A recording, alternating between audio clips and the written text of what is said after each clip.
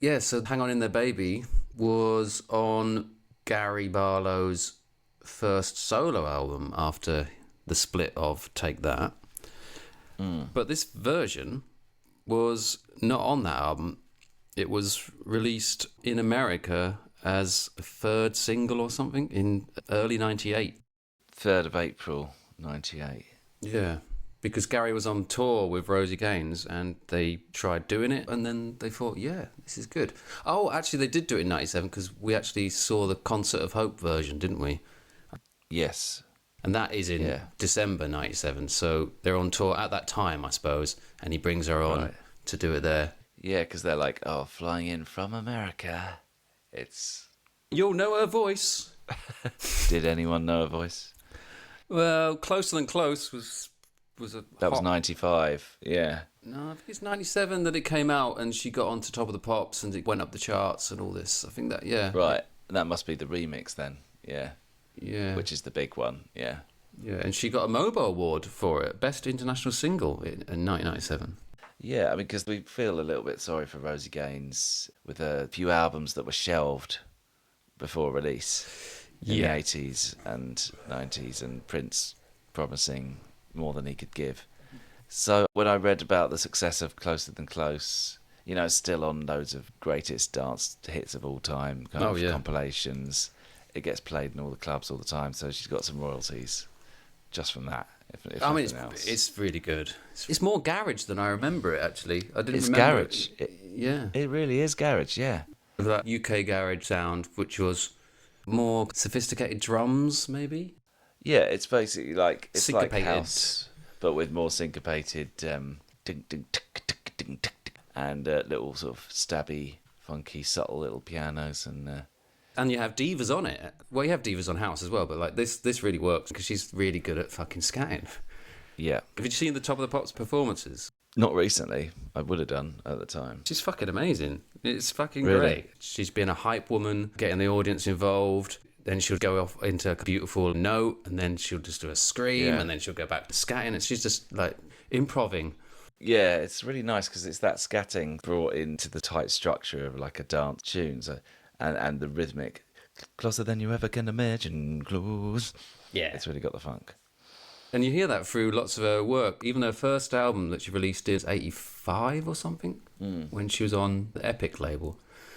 And she had trouble there with promotion and stuff because Michael Jackson was so big. Apparently, they needed all management managing him because he was so huge because of Thriller. Right. And she moved away from there because she wasn't getting enough attention. And she went to Prince, and the same thing happened there. I guess this is going to happen if you're on the same labels as the big boys. I don't know. Go onto a tiny label like this Glasgow label that released Close and Close, and you get on fucking Top of the Pops. Yeah. You get yourself a garage remix, then clever, you know. Yeah, so they'd be scouring the boxes for divas that are hopefully still alive. Then they'd get in contact with the ones that weren't on big labels and go, can we get you? Because you could be quite cheap and we could make a hit. Yeah, they probably, I don't know, do you know about how it came about? No, I didn't look too much into Close and Close. No, because that's not the song we're doing. So, unfortunately. I would have loved to hear Gary Barlow singing Close and Close. Yeah, it's really difficult for me to imagine him being able to do that. Gary's too low energy. Closer than close. He's too airy when he sings. Everything he sings just got a smile on his face, and it's da-da-da, closer than close. He wouldn't go that fast and funky. He can't get the sort of plosives, the action, the rhythm in that deep range. No way. He'd have to be the hype man, I suppose, and just go, Rosie, go, Rosie. Oh, yeah, like he does in this one. Like it is in this one. So this is not by Gary Barlow. It's by Johnny Bristol. Johnny Bristol, yeah. And the original is fantastic. Soul song. Yeah, from 1974.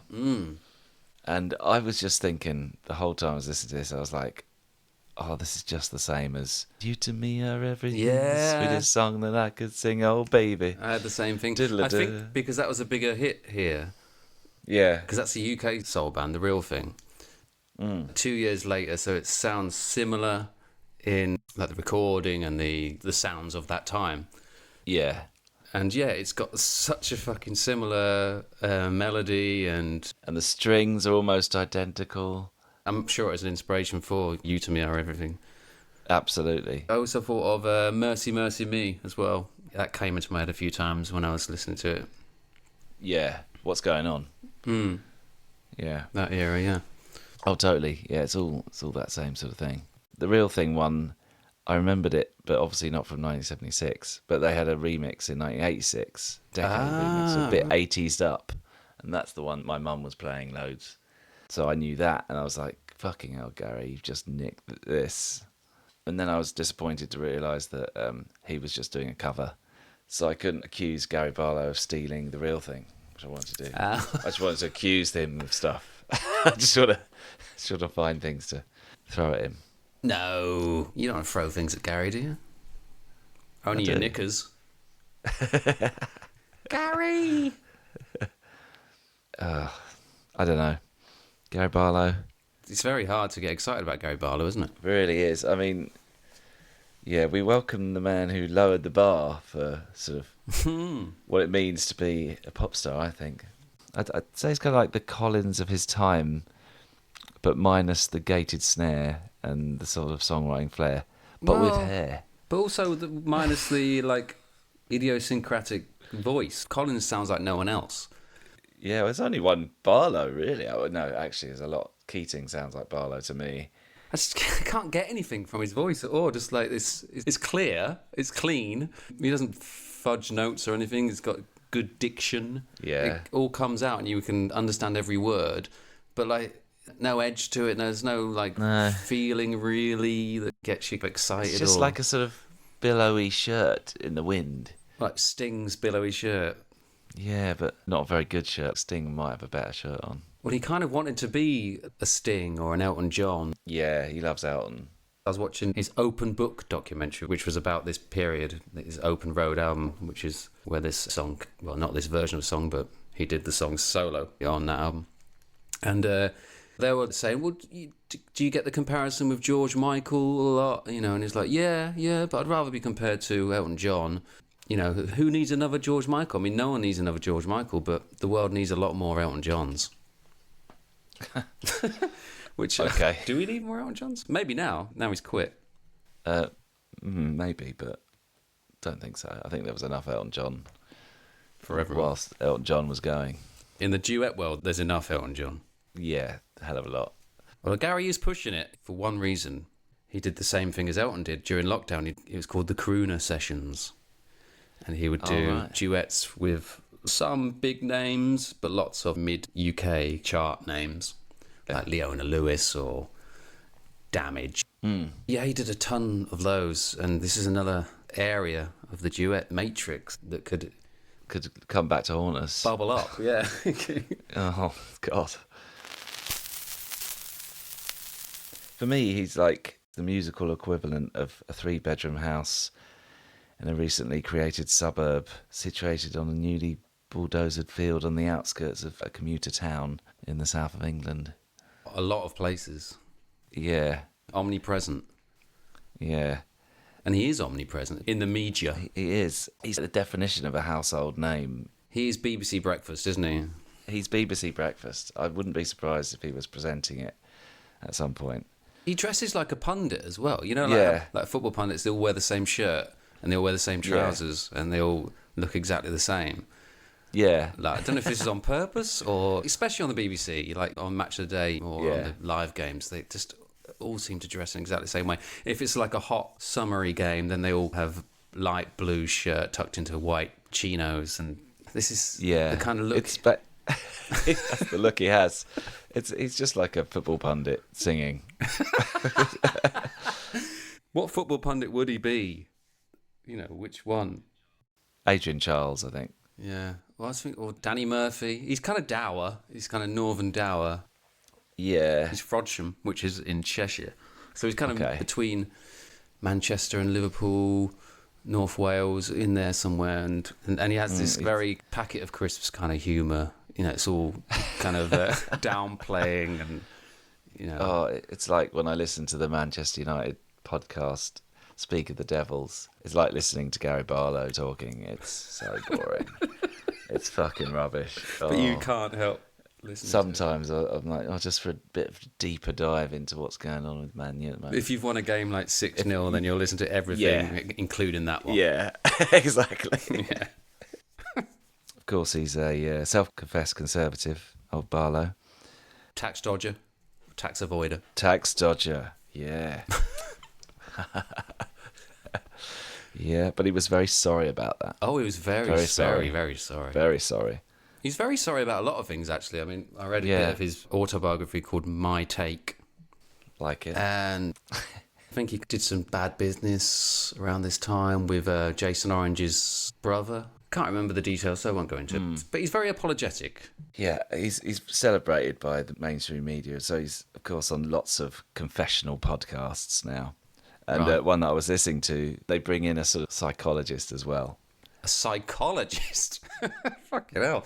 They talk to lots of boring people about their kind of... We're going to crack this nut today. Yeah, about their trials and tribulations. And then a psychologist talks to them and go... Or no, he's more like the modern kind of psychologist who... Oh, he's not like... We want you stuff. to open up, Gary. We brought some cues to open you up and... pulls a picture of Robbie Williams up and just puts it in front of him. What do you feel? What do you feel right now, Gary? But it doesn't look back. It's like a life coach kind of guy. Oh, like a Ted Clontz. Yeah, like a Clontz. They get a Clontz in. Barlow just talks crap. This sounds amazing. I want to hear this. Yeah, I'll send it to you. Yeah. But he talks about, the fact that he's a family man, and his working class dad told him that if you work hard, you'll get to where you deserve to be. So he always worked hard. But he was kind of on the edge of a cliff at this time. He really was. He was looking into the abyss. Yeah. Because it all went wrong with this album, in America anyway. It actually was number one in England, but it just bombed in the US and sent him into a massive depression. He was telling the story about the worst moment of his life. Because he'd been on tour and he'd been with this new producer sending him his songs. He's like, yeah, well, can we do it a bit more like this, a bit more like that? David Foster. Yeah. He was put with David Foster, wasn't he, by Clive Davis? Yeah. He knew it was wrong, he said, but he thought, I've got to crack America, so I really want to do that, so I'll just go along with it. And then they sort of made this remix of the song. Not this one. Oh, the 9-minute remix of the Madonna song. Yeah, but was it a Madonna song? Yeah, it was a Madonna song. Yeah. What's it called? Love Won't Wait or something? Yeah, something like that. And he was like, this is all wrong, I can't sing this. And then he was whisked into the TV show and he wanted to do some practice with the band and stuff. No, it wasn't a TV show. It was Clive Davis's Grammy party. Right. This is what it was. Because Clive Davis is famous for his pre-Grammy party. Okay. This is where he showcases talent. Like he did it with Alicia Keys. He brought Alicia Keys to everyone's attention. One of his scouts has seen Alicia Keys in New York and brought her along to do this. And he's launched lots of careers by doing this in front of a lot of influential people. So Gary thought this would be a great idea. And apparently he'd already recorded this song, but they'd remixed it and they played it to him. He said it was like about a minute in and he heard his own voice and he was like, what? Didn't know that it was the song that he'd recorded. Yeah. Yeah, and then he did that at that pre-Grammy party and he still didn't know it properly because they didn't give him any time. Yeah, they wouldn't give him a tape before to actually kind of to practice it. So he was totally fucked over, big time. Yeah, he said he was walking from one side of the stage to the other side. So that's what Clive said he had to do. He said, just move around, move around. Like, go this side, go that side, go this side, go that side. And he was trying to get his head round the song in a new way. Yeah, it just bombed. Clive Davis just tinkering too much. Yeah. Which he's known for. And even though a lot of his experiments do work, that one didn't. He just walked out of the show, walked down the street. He knew that it was all over and he went back to England. Yeah. And then he went into a massive depression. And couldn't write a song for years. Yeah, in the early 2000s, he would say bye to his kids, go to his studio in his back garden and just sit there for like the whole day. And then come out and say, yep, that was all good. Yeah, right, dinner time. And do nothing. And that's when he got more into burgers and stuff. Burgers and joints. Was he into the joints as well? Yeah, I think he got into his smoking. No, he doesn't talk about that in this mainstream BBC type podcast. You're the future face of BBC Breakfast. We can't have you having smoked a joint. It starts off with some tinkling percussion bells and waka chicka waka chicka. And shall we make love tonight? Gonna make love. Hey Gary, sex. shall we meet tonight like we did last night? Sweet, sweet love. Yeah. And it's just like they're just talking about the orgasm they're going to have. Well, that's what the whole song's about. Yeah. But I don't quite get the sort of hang on in there, baby. Is it just like trying to get her to have an orgasm? I think it's like, don't run away. I'm still shagging you and I want this to be good, but you're a bit scared. But I'm saying, just stay with me. Stay with me until I orgasm. Yeah, basically. But Gary tries to keep away from that because Gary won't go too sexy. No. In the original, it's lots of it's much more sexual, whereas Gary just goes, oh, he has to. Oh, yeah. He sweetens it up. No, he can't do the sex. No way. No. Yeah. And he knows that, and he's steering clear. It's like a sanitized soul update, soul update alert. There's so many of these. Loses more power every time. In the original, he starts off low and he's doing it in a sexy way that kind of builds and builds during the song. And this does build and build, but it's so hard to get sex across. Yeah, the song is about sex, really. That's all it's about. It's about getting down and doing it. And they just try. He just tries to sort of sail above that. So it just becomes, on the surface of it, this sort of airy love song. Yeah, and they also have the chorus of backing girls singing. Yeah. And also in the live version, you see the band singing as well. And they're all adding their vocals. So it becomes this, this isn't between you two. It's like everyone. Like everyone's having sex. Everyone's got to hang on in there till they have an orgasm. An orgy? Everyone's just got to come. Like, come on, come. Hang on in there. It's like a sex cult. And then Rosie seems like, okay, fuck this, let's just go for it. And start scatting. Like, it's pretty crazy scat. Is it when there's a key change that she does the scat? The instrumental bridge, yeah. There's like the... He just starts laughing and like pointing his finger at her like, it's her. She's the sexy one. She's the sexy one. Yeah, she's a diva, look. I feel like he's backing out saying like, oh, she's the best. I can't do it. Yeah. But it bothers me. The sound of a diva scatting, when it's live, you don't quite hear the notes properly. And it kind of just sounds a bit out of tune here and there. But it's not. But it's just got so much texture to the voice that it's so hard to hear the notes. It's a bit of confection. It's like, well, just do something here because the music's so clogged up with strings and stuff at this point. Yeah. So he's like a layer of, like a fourth violin or something. It's not, he never dominates. Human violin, yeah. He's accompaniment. Yeah, that's why really this should have been the end of Barlow, really. And it kind of is as a solo. Yeah, I think this is the end of him until Take That comeback, really. Yeah, in 2006. And he's better with Take That next to him. And he's a songwriter, really. Like he's a daddy or an uncle. He's like, his role in Take That, it really suits him. Whereas as a solo artist, he's just nothing. He's not a good performer, really. He just doesn't offer much. Which, after sort of the heady days of Take That, and with Robbie going stratospheric and going full sex man and like going doing full rock everything, and roll, full everything, doing the coke with fucking Oasis and giving everything. There's no way Gary can compete with that. And well, apparently at this performance at the Concert of Hope, because Robbie was there as well, it was a Princess Diana memorial gig, so everyone has to say yes, even if Robbie and Gary didn't want to be on the same bill. But they kind of hug and do little interview bits together. So they've not kind of gone full what the media was trying to do, which was trying to pit them against each other. But I saw a couple of songs that Robbie did to open the show. He did Let Me Entertain You, and can't remember. But apparently he did Back for Good in a Sex Pistols fashion. Really? But I couldn't find that. Oh, shit. I read a review that that's what happened. So the event was presented by Denise Van Outen, who was the big kind of big sex bomb TV personality at the time, the Big Breakfast. Yeah, on the cover of Loaded, and the Ladette, the original Ladette, or one of the original. She was, top ladette, I suppose. Along with Melanie Sykes, or whatever. Melanie Sykes. Yeah. Cox, Sarah Cox. Sarah Cox, yeah. Oh, she's Basildon as well. She's from the Basildon Bay, Denise. Oh, wow. Cool. She introduces Robbie Williams, saying, "The gorgeous and blooming fantastic Robbie Williams."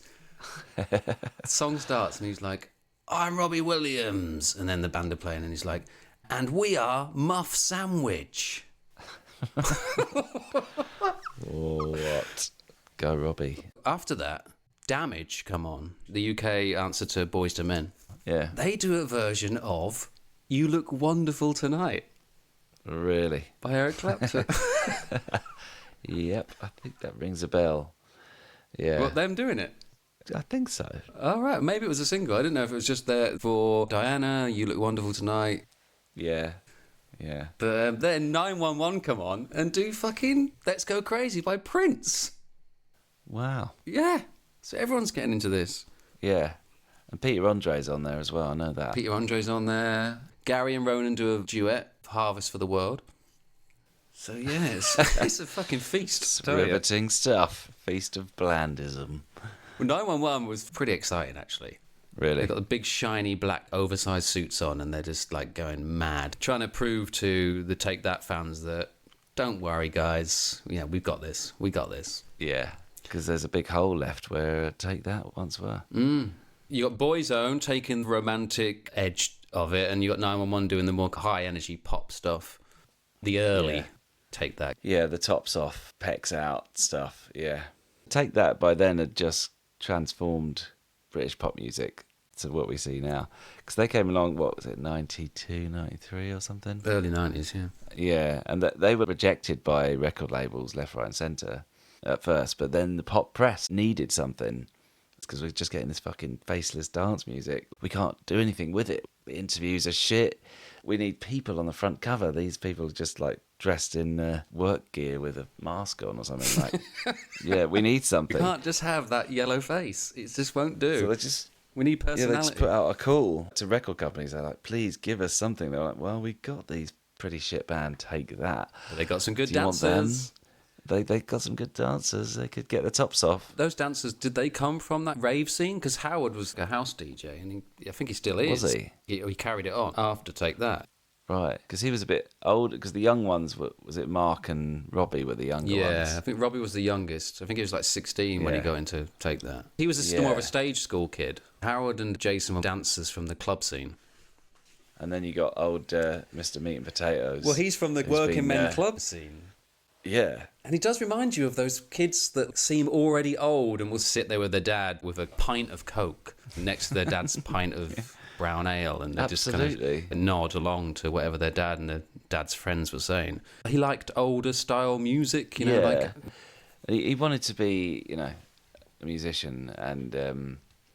guess what his favourite song ever is? And the one that got him out of his deep depression. Don't Give Up. Of course. Yeah. Yep, there we go. Another one. We should start marking these up, scratching it into the wall. Don't give up. So we've got 2 lines. Yeah, who's the other one who... Was it? Oh, it's Elton. Yeah, it was Elton, yeah. He probably Gary heard He probably read it. Yeah. Fucking hell. So he was like really wanting to be a musician and read out and stuff, but he was following his dad who said, you got to work hard. So he's like, okay, I'm going to just write songs, send them off to the companies. And he just kept on doing it like a 9-to-5 thing. He would never give up. He didn't give up. No, he never gave up. And then eventually somehow found his way into this Take That thing. Had to get his top off and be all gay suddenly. Yeah, and he had to work out and do all the choreography that he struggled with. He struggled with the choreography, did he? Well, I think so, because he was kind of in the middle, because he was the singer, but he was the worst dancer, wasn't he? A legendarily bad dancer compared to the others, compared to like Harold and Jason, who were just fucking incredible specimens. Beautiful male bodies. And then you got Gary, who just kind of looks a bit awkward. And then you got the super cute Marco and Robbie, super cute too. And Daddy keeping it all together. Apparently, the reason that it all went wrong was because I don't think he took any of them seriously as songwriters, as lyricists, or anything like that. And I think Robbie was pushing for that and got pissed off. No, he didn't take them seriously. He wrote the songs, that was that. He didn't want any other influence coming in. Yeah. He says that's his big regret as well, and he was so happy with 2006 or a bit later when Robbie came back and he saw all his boys there with him and he was like, oh yeah, I'm back. This is what I should have done all along. Been there listening to my mates kind of thing. Is she having a good time at this time, Rosie? She had some difficult times. She had difficult times later on. She was homeless for a bit. She was homeless for a bit, yeah, because she suffered from diabetes and depression at the same time. And it all got a bit too much. In 2014, she stopped taking her insulin and refused to see doctors when her family was trying to get her to see a doctor. And she left home and went missing, basically. Her daughter had to file a missing persons report. And she was found in a homeless shelter. Then she was in hospital for months or a year or something, a long time. Yeah. Because her legs got infected due to not taking the insulin. And they were worried that they'd have to get amputated. So she had a benefit concert done for her in 2015, and also the PRN alumni, the Prince kind of family. Yeah. Tried to help her with her health problems. But apparently she's doing better now. And this year she actually got the inaugural Prince Legacy Tribute Award from this new awards that is all done in Prince's name at Paisley Park, which is now a museum. Okay. So she was seen highly in the Prince alumni. Yeah. And she's got some pipes, so yeah. Yeah. Oh, she also wrote Money Don't Matter Tonight from Diamonds and Pearls. Or she was part of the writing of that. Yeah. That's becoming my favourite song at the moment. Is it? It's brilliant. Yeah. Did you listen to the Closer Than Close album? Because that's got some good songs on it. No. It's got Googaga, which is really good, sophisto pop. And then the one that she released in 97 called Arrival, their album, she's just doing every kind of style. She just does a reggae song, she a gospel song, she a G-funk song with auto-tune, and this is like 1997. That is early for that kind of stuff. I mean, Shared It, I believe. I remember that being... That's in the late 90s, yeah. But it's probably around that time. Yeah. But she does the whole song in auto-tune. It's pretty fun. Is it good? Yeah. And some of it sounds like what Winehouse started to do later. She's eclectic in her writing. And she produces and plays a lot of the instruments on her albums. Yeah. We might get back to Gaines one day, I suppose. No. This is the only other duet I could find of Gaines. Okay. She did some work with Bootsy Collins, but also that had maybe another artist on it, so it wouldn't qualify as a duet. So we won't see Rosie Gaines again. But there's going to be more Gary. Oh, there's going to be more Gary. Yeah. There is actually a new wrinkle in this episode. Oh, really? Yeah. What's happened? Because I found 2 routes back to Prince from Gary. So you could choose. Oh, really? Yeah. Oh, my God. I can choose. Interesting. Oh, shit. So fuck. So I've got to pick the right one. Is one better than the other? It's tough. One route hits more stars, but the other route doesn't have a crooner session in it. One route would have to be a crooner session. Oh. Yeah. It'd be nice to avoid. Do you want me to give them both to you? Go on then, tell me, yeah. So we could go with Robbie Williams. Okay. Or we can go with Boy George. It's very tempting to go with Boy George, really. It would be, wouldn't it? Yeah, it would be. And that would be the more starry one, would it? That's the kind of more starry one. And then obviously if we went Robbie, then we'd have to go crooner. No, Robbie's not the crooner. Boy George is the crooner. The crooner sesh. The crooner sesh. Oh God. Yeah. I'm gonna...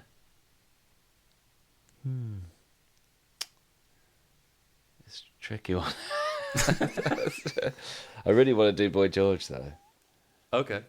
Do you want to hear what you would have missed? Yes, I'm going Boy George. You're Tell me going what I Boy would have George. won. Yeah. And this is what you would have won. Well, you would have won a trip to go and see Gary Barlow and Robbie Williams in a Brokeback Mountain kind of will they, won't they send-up video. Oh, God. Oh, So wow. you missed that. Damn. Yeah. Then after that, we would have gone to the Brit Awards in about 2003 or something. Robbie Williams singing Angels. So you've dodged a bullet here. Yeah. But with... Joss Stone. Oh, good. And then Joss Stone would have taken us to Mavis Staples. Okay. So two soul divas. A girl. Staple singers. We haven't had a girl since Girl Thang. Winona and Tammy, yeah. Yeah, and then Mavis would have got us back to Prince. Okay, I'm glad. I'm happy with the course I've taken. I mean, I don't know what it is. I'm happy to go Boy George. Happy to avoid The blooming fantastic Joss Stone.